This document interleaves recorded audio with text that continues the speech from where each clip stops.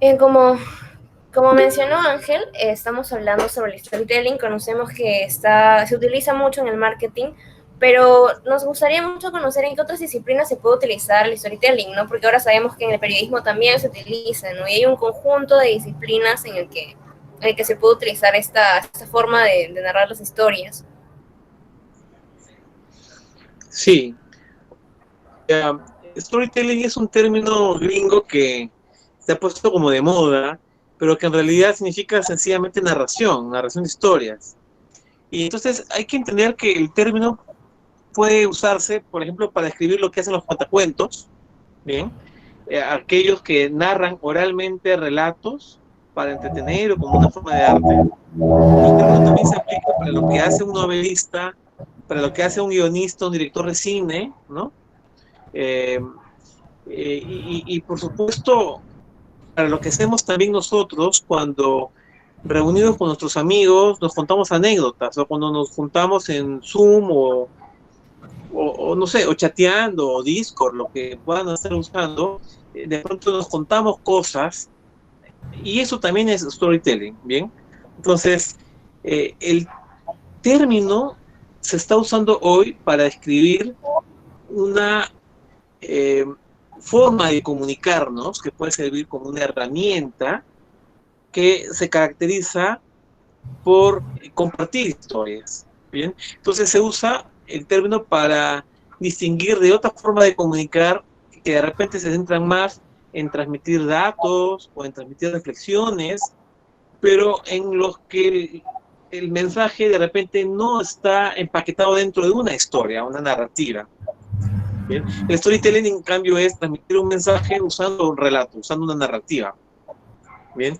Ahora, ustedes lo vinculan con el periodismo.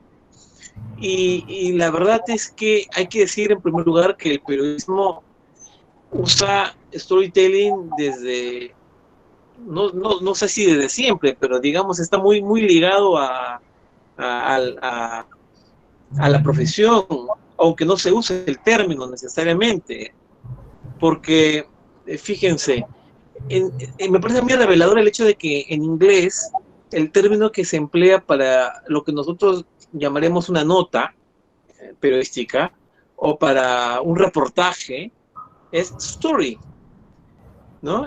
Cuando escribes una crónica en inglés es story, los gringos no se hacen mucho problema, generalmente muchas de las cosas las describen con la misma palabra. Story es un eh, texto periodístico, ¿no? Que está transmitiendo información, pero es bonito el término porque resalta el hecho de que estás al informar contando una historia, ¿bien?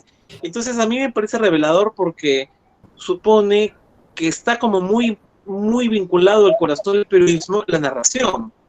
Por supuesto que hay formas periodísticas que resaltan el aspecto narrativo de la comunicación, ¿no? Usando términos más cercanos a Latinoamérica, las crónicas y los reportajes eh, son muchas veces lo que son porque usan narración, especialmente la crónica, por supuesto, ¿no? Entonces, mmm, a ver, por un lado mencionaban el storytelling como innovación y ligada al marketing, luego mencionan el periodismo y en realidad podríamos encontrar muchas otras aplicaciones de esa forma de comunicarnos. Lo que va a tener en común es que se va a apoyar en el relato, en contar una historia, ¿no?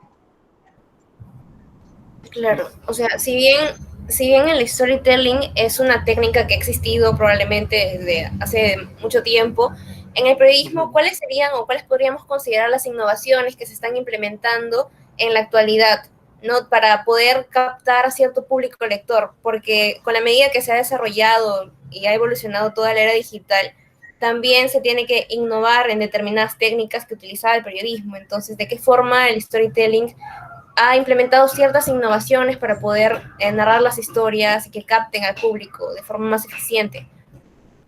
Ok, a ver, ahí hay dos cosas. Por un lado, que hay una toma de conciencia de que hacer periodismo narrando es una forma potente de enganchar a la audiencia.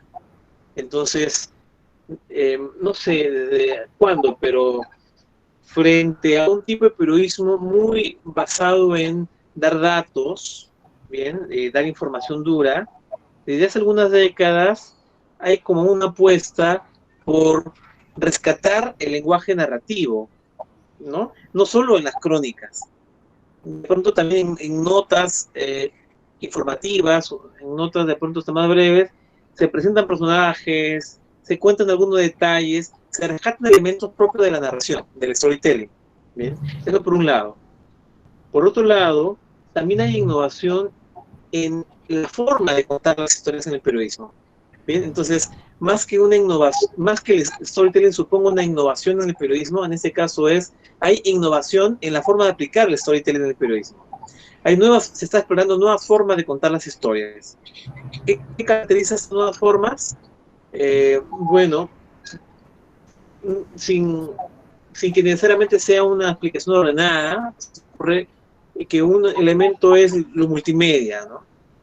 Hay reportajes, por ejemplo, que integran texto, por supuesto, fotografías, infográficos, ilustraciones, videos animados, audios tipo podcast, y si bien todos estos son medios, formatos que podrían contar las historias de forma independiente, me parece también bien interesante encontrar experiencias en medios extranjeros y medios peruanos también que integran eso. Ojo Público, un medio de Perú, de investigación, perdón, independiente acá en el Perú, ha estado explorando, por ejemplo, no solo esta integración, si quieres, multimedia, sino también el desarrollo de aplicativos, ¿bien? El desarrollo de aplicativos para, digamos, para procesar datos, para visualizar datos, digamos, al estilo de una infografía digital, si quieres, interactiva, pero que se termina siendo una forma de contribuir a contar una historia, una cierta historia. Bien, ese mismo medio también exploró algo que también puede resultar bien interesante, y es, por ejemplo, el uso del formato del cómic. Bien, hay un autor de libros de novelas gráficas, cómics, pero de largo aliento, cómics largos, pero que en realidad son reportajes, un trabajo periodístico. Es Joe Sacco, un periodista de origen maltés, de Malta, una isla en Europa, y que ha hecho unos trabajos increíbles sobre Medio Oriente, la Franja de Gaza, problemas rurales, hasta reportajes. Se sumerge en trabajo de campo, solo que en lugar de contarnos la historia con textos y con fotografías en un formato, si quieres, más estándar para la aplicación de una revista, él crea cómics largos.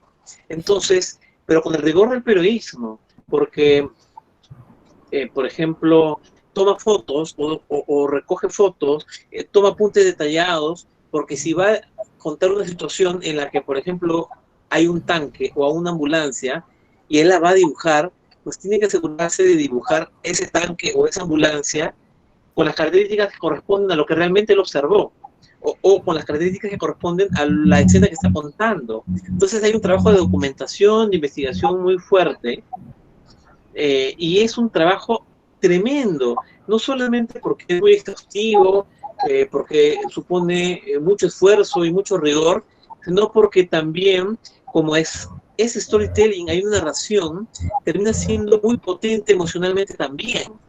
Entonces es una forma de meterte en el relato. Entonces, se están explorando nuevos medios, o nuevos medios en el sentido de que no han sido tan comunes. El cómic, por ejemplo, ¿no? Y un formato que está cobrando que está cobrando fuerza, es el podcast, ¿bien? Con el auge también de las tecnologías móviles, cada vez hay más personas interesadas en consumir podcasts, que se suscriben a canales de podcast, no solo a través de lo que ofrece Apple con iTunes, Spotify, y bueno, se multiplican de pronto los canales para podcast y, por ejemplo, quisiera resaltar el caso de Radio Ambulante, que es un medio fundado por Daniel Alarcón, un periodista estadounidense de origen peruano, que él, además de escribir estupendamente, tanto en crónica como en ficción, cuentos particularmente, dirige desde hace años un proyecto justamente de crónicas y reportajes publicados en audio a través de podcast. Su programa, su medio se llama Radio Ambulante y está especializado en contar historias de América Latina, historias de países latinoamericanos, historias de hispanos en los Estados Unidos. Le está dando voz a los latinos contando historias en audio. Y son textos muy bien escritos y que se apoyan también de las facilidades que el audio permite, incorporando entrevistas, que inserta por medio de la edición en el producto final, a veces ciertos efectos de sonido, música. Está contando una historia muy potente en la que tú te sientes atrapado, te sumerges en el relato. Es periodismo, está usando nuevas tecnologías para aprovechar la fuerza del storytelling. Entonces es un ejemplo que me parece también interesante. Claro, y o sea, esta forma, esta necesidad que genera, esta innovación que genera la industria, ¿no? De utilizar las diversas tecnologías para narrar las historias de diversa forma, está relacionado de cierta forma con la pérdida de público que ha tenido la industria periodística. Inició más que todo desde la modificación que hubo, ¿no? De ser prensa escrita, estar acostumbrados a que todo era el diario periódico y ofrecer un conjunto de servicios mucho más allá de los periodísticos, como eran publicitarios, etcétera, a pasar a un medio digital en donde ahora tenemos que adaptarnos a toda la variedad y diversidad que nos ofrece el medio digital. O sea, está muy, muy en relación esta innovación en el storytelling con la forma en la que tenemos que adaptarnos al medio digital. Supongo que sí, pero podemos eso verlo desde un punto de vista negativo y también uno positivo. Es decir, cuando digo negativo me refiero, la prensa ha sido golpeada, por supuesto, por el cambio en los modelos de negocio traídos por la migración de las audiencias desde el papel a Internet. Una migración que no fue seguida por la inversión publicitaria de la misma forma. Entonces se vieron golpeados. Todavía la industria periodística está explorando los modelos de negocio y hay medios que están apostando por los muros de pago, ¿no? El pago por suscripción, algunos con éxitos, la experiencia de New York Times, el País de España apostó por eso, el Comercio de Lima recientemente también, un modelo de negocio que se ha resistido porque digamos que Internet nos acostumbró a lo gratuito, ¿no? Entonces, bueno, en ese contexto de perder audiencia, de perder anunciantes, de perder dinero, bien, por supuesto que hay una búsqueda de traer a las audiencias y a adaptarse a su forma de consumir los medios que permitan que los contenidos puedan distribuirse por distintos canales, a través de las redes sociales, por ejemplo. De modo que los medios de comunicación han tenido que entender que no pueden trabajar de la misma forma, ¿no? Pero al mismo tiempo yo les decía que podemos verlo de una forma positiva, no solamente entonces como, digamos, la reacción desesperada de quien no quiere morir, sino también desde la mirada más optimista de quien encuentra un montón de posibilidades en estas tecnologías. Y esto ocurre tanto en los medios independientes, en los medios pequeños, como el que mencioné hace un rato, de Ojo Público, también un medio peruano también especializado en salud, algo tan relevante para la situación actual, que es Salud con Lupa, explora diversos modos de contar las historias, pero estos son medios que, si quieres, nativos digitales, son medios que han nacido para el Internet, han nacido pensando en Internet. Entonces, desde ya incorporan, por ejemplo, en su staff a desarrolladores, programadores, no solo reporteros, no solo, digamos, lo que comúnmente era parte del equipo periodístico, sino también expertos en tecnología. Entonces, el lado positivo es descubrir que Internet ofrece un montón de oportunidades muy interesantes.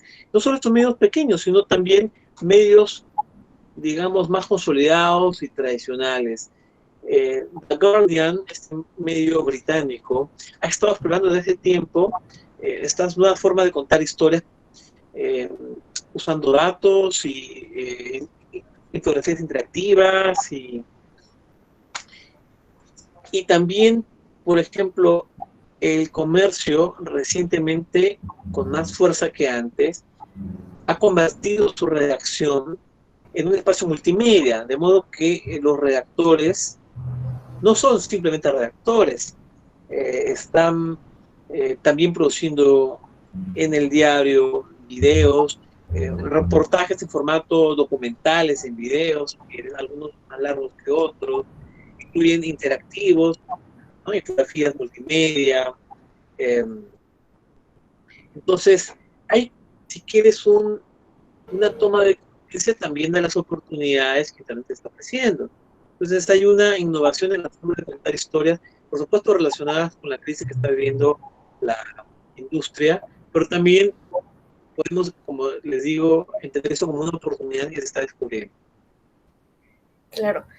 Después de ver este conjunto de oportunidades que abre la innovación, el storytelling, nos lleva, ¿no?, a preguntarnos, a cuestionarnos el por qué el avance es tan lento, por qué esta resistencia de parte de algunas industrias periodísticas a innovar en las formas de narrar, ¿no? ¿Por qué no hay una mayor inversión o un mayor destaque en realizar infografías o en el mismo hecho de cómics, ¿no? Como mencionó Ojo Público, ha utilizado esta forma de narrar historias a través de cómics, como el último que vi era La Guerra por el Agua, que es un cómic interactivo muy, muy interesante. Entonces, vemos que ciertas plataformas sí están innovando, pero hay cierta resistencia de parte de otras industrias, ¿no? Como el caso de comercio, que recién se está adaptando, recién está innovando en esas áreas.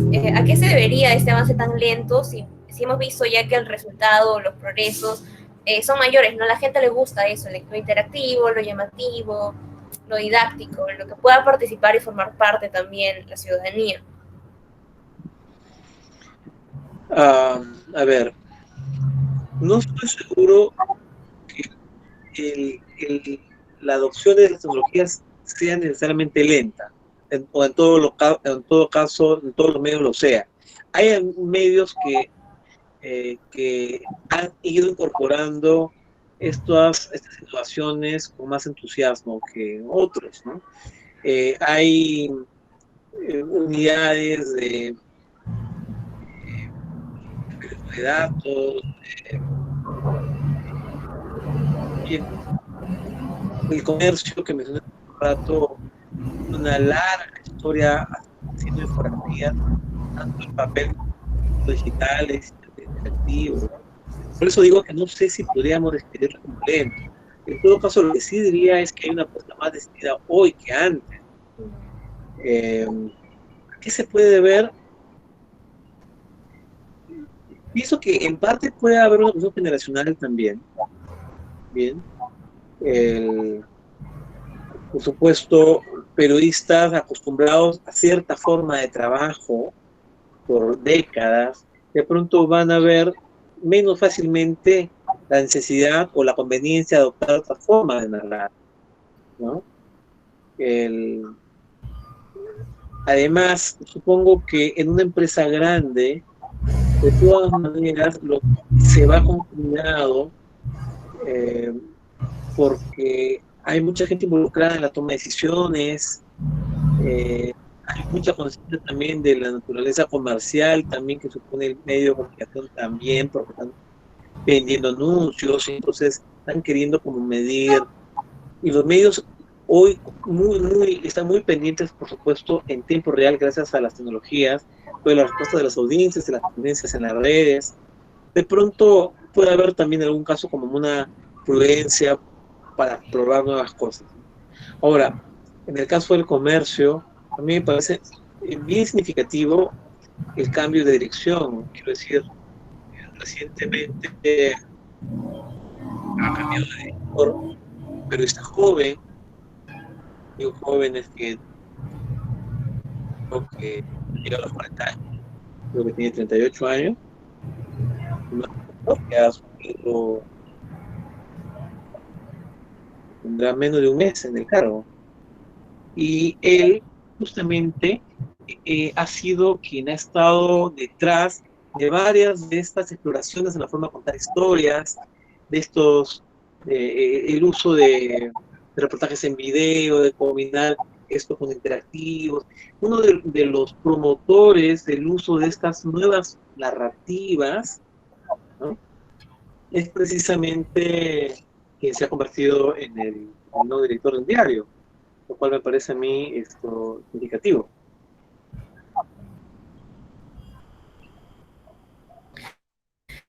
Bien, señor, señor, gracias por la entrevista. O sea, realmente nos ha ayudado a esclarecer muchos conceptos o muchas dudas que por ahí siempre uno tiene. Siento que lo que usted ha mencionado da un gran aporte al trabajo que estamos realizando, ¿no? Y permite también al público conocer un poco más del término, ¿no? Si bien storytelling parece un término, bueno, es un término relativamente nuevo y utilizado, ya ha existido desde antes las técnicas que se Claro. utilizaban para ello, ¿no? Que se engloban en el término de storytelling. Ángel, ¿quieres mencionar algo? Bueno, Yo, bueno, otra vez agradecerte y quisiera comentarte una cosa más. eh, es, en la Escuela de Comunicación Social, todos los años elaboran, bueno, en convenio con la Facultad de Letras y Ciencias Humanas, elaboran una semana dedicada a conferencias, webinars, webmasters, conversatorios, talleres y esas cosas. Y los estudiantes de comunicación estamos organizando, elaborando la logística y más cosas para que este año se logre hacer una semana de la comunicación con diferentes ponentes, ya sea de las tres especialidades de comunicación organizacional, de comunicación enfocada en el periodismo y también de comunicación audiovisual. Y me gustaría contar contigo para después irte mandando algunos alcances como recién el proyecto está, está en conversaciones, está planeándose recién, está proyectado más o menos para finales de febrero aproximadamente, y me gustaría contar contigo para de alguna forma si puedas brindarnos, no sé, en ese caso tal vez una pequeña conferencia o un pequeño taller o lo que se te acomode más, ¿no? oye, suena interesante, Ángel. Podemos ir coordinándolo, sí, claro. Sí, sí, claro, ajá. Al final de, o sea, de la conferencia recibes un documento que certifica tu participación de la misma universidad, ¿no? Así que en eso como que no hay ningún problema. Y de antemano, muchas gracias por la entrevista de hoy. De hecho, que nos va a servir mucho para realizar el trabajo de investigación. Y gracias. Nada, que estén bien. Gracias, señor Herrera. Cuídese. Hasta luego. Hasta luego.